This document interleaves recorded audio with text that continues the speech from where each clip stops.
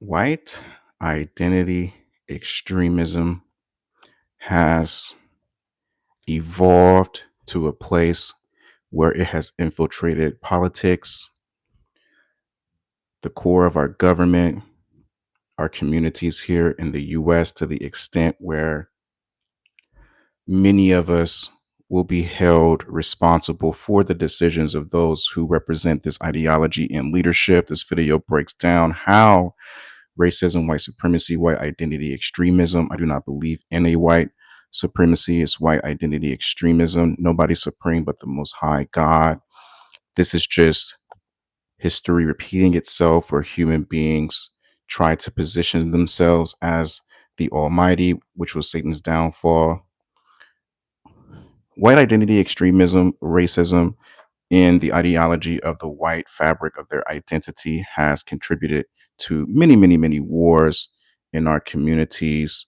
Now they are aligned with each other and have positioned themselves against people who try to disagree or who are counter to their particular belief system and arguments, to the point where they are strong arming the US military into this new war that they are promoting, where they are now leading with, which they have always been leading with, consequence for not following their ideologies, not obeying their orders.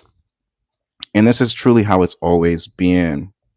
All cultures don't think alike. All cultures don't share the same belief systems and views socially.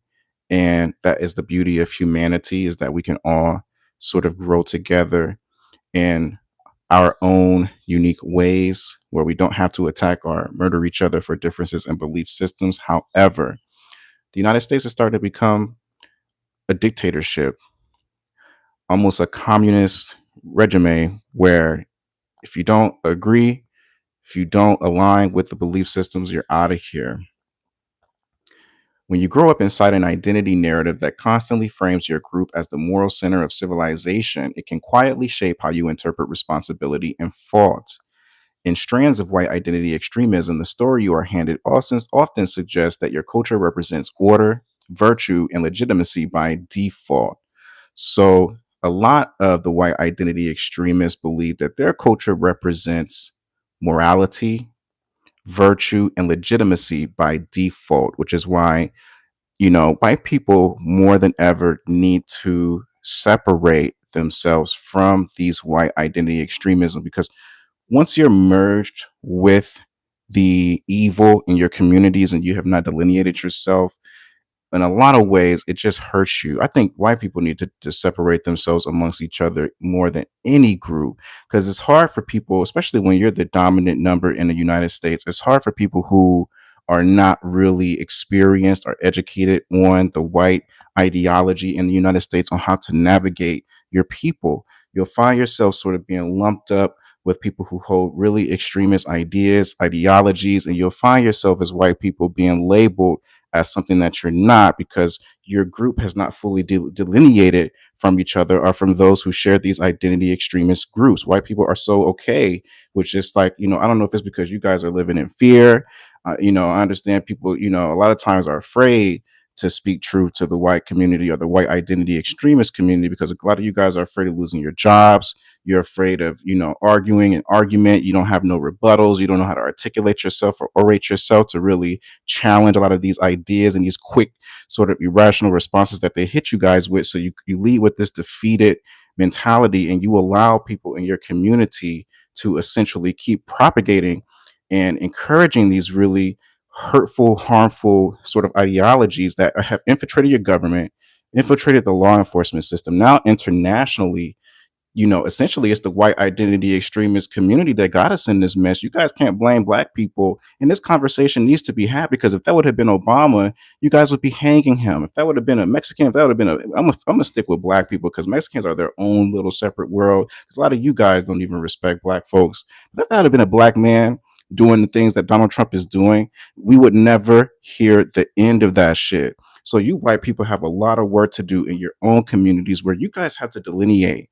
Okay, you have to, if you are righteous, if you do stand for what is right, if you have some sense of rationality in your blood, this is the time more than ever to stand up for that. Because the longer you guys keep kind of going along to get along, because white people are good for that, where you guys, you come off on the surface like you don't want no conflict, you don't want no drama. I'm not going to say this, I'm not going to do that. We're just like good old folks. But then as soon as a black person or a nigger comes on the scene and does something that you guys don't agree with, then you're all up in arms, right? You're ready to let it go because you have a lot of these identity extremists in your community who's going to back you up, not only in your community, but also in the media and law enforcement and government. So you're all about raising hell when it comes to a black person who is perceived as in the wrong or doing the wrong thing. But people in your own community, you guys are not standing up enough. You're not delineating enough. You're not holding your people accountable enough.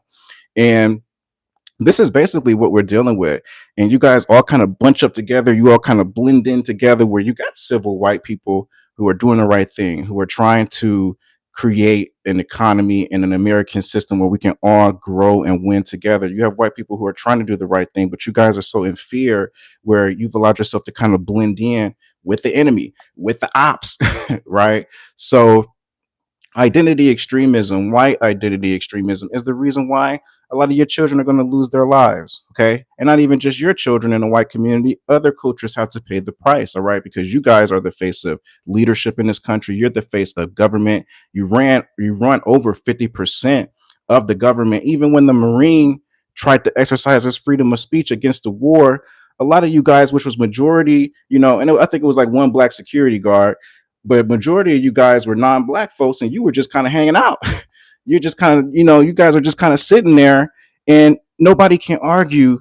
A lot of you guys in politics, you white identity extremists in politics, nobody can say anything to you because you've so positioned yourself and you're fixed minded. Psychology, you got fixed mindedness, you got growth mindsets. When you're fixed, it's like you have these rigid, inflexible ideologies where if anybody tried to give you wisdom and understanding, that's why they say the lips of wisdom are closed except into the ears of understanding. You guys, you identity extremists, because it's not all white folks, not all Mexicans, it's not all Indians, it's not all Asians, but you extremists where you guys blended in with the righteous white folks. Can't nobody tell you shit. Can't nobody tell you nothing. That's why I don't waste my time. It's just like it's to the point where segregation is almost peaceful. A lot of black folks, people who are even just not even just black by skin color, but who are just tired of trying to convince a population of people who are not listening and who are not open to learning. They're removing themselves from you, right? More people are leaving the United States more than coming in since the Great Depression. Okay. So that means people are just done with it.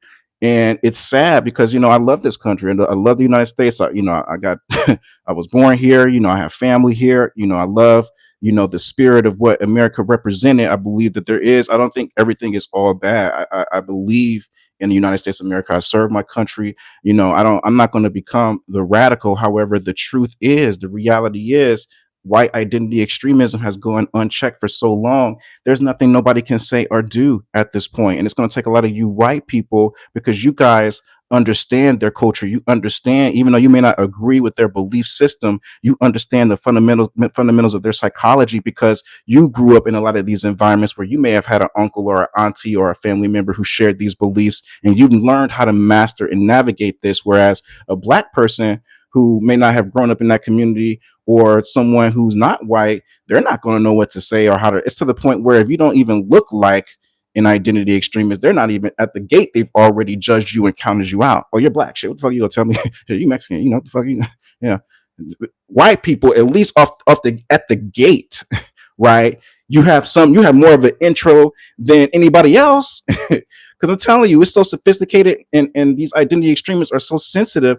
They're even sensitive to the imagery of things. We're not even talking about the mechanics and logistics and the implementation of it. Just the imagery and the symbolism is enough to create a fight or flight response in these identity extremists. So even if you just look different, you already got a check mark against you, right? So it says here, white identity extremists. White identity extremism, the story you are handed often suggests that your culture represents order, virtue, and legitimacy by default. When that belief goes unchecked, it can influence how you perceive wrongdoing, Mistakes are reframed as misunderstandings, and harm caused by people within the group is minimized or rationalized. Over time, this can cultivate a character disposition where you instinctively protect the image of the group rather than interrogate the behavior within it. The psychological move is subtle. You begin defending identity first, and then you defend the truth second. As you internalize this framework, accountability can start to feel like betrayal rather than integrity. Instead of asking, what did we do wrong? You may feel pressure to redirect the conversation toward protecting your status, reputation, or historical pride. In extreme expressions of white identity ideology, the narrative suggests that systems of law, governance, and morality were created by and therefore belong to your group.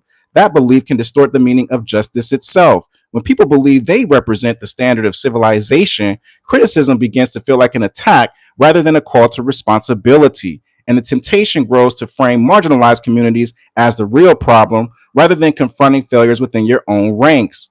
You can see how this spills into politics and international relations. When leaders operate with a sense of cultural or racial moral superiority, policy decisions may reflect an assumption that certain nations or communities must be controlled, corrected, or disciplined.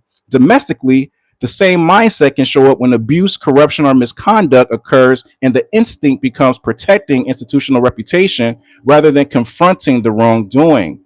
If you believe your group's identity is inherently righteous, then the narrative often shifts blame outward towards immigrants, minorities, or social movements, because acknowledging internal harm would threaten the identity story itself. The deeper consequence is the erosion of civility and moral credibility in both government and community life. When accountability is deflected and responsibility is externalized, trust begins to break down. People who experience harm see that the rules are not applied evenly, while those inside the dominant narrative become insulated from self examination. If you want heavier civic life, the antidote is not replacing one identity superiority with another. It is cultivating the courage to detach morality from group identity entirely. When you are willing to evaluate actions rather than protect labels, you create space for genuine justice, humility, and a more honest form of community responsibility. This is a war of white identity extremism. And I don't want to say white supremacy because there's nothing supreme about it when people have to lose their lives. Innocent sons have to get murdered, daughters have to get murdered for injustice and unrighteousness, right? People are basically going out there for some oil to the degree where it's so obvious where you're fighting in the passage in the strait of oil, shipments. So it's just really sad. And I'm not saying this is the first, oh, this is the leader of all. It's kind of always been this way, and the wars haven't made the U.S. economy eat any better. Rent is still high. Gas is still increasing. The cost of living is ridiculous. People are losing their jobs. Hardworking people who want to work. What the fuck has war with the white identity extremist leadership? What benefit has war really done for the United States economy? It's done nothing. Just something to think about, because I know you're not going to listen to it. For me, it's going to take the reality of what we're dealing with to really hammer you guys for you to even be open to hearing these conversations. That's all I have. Peace.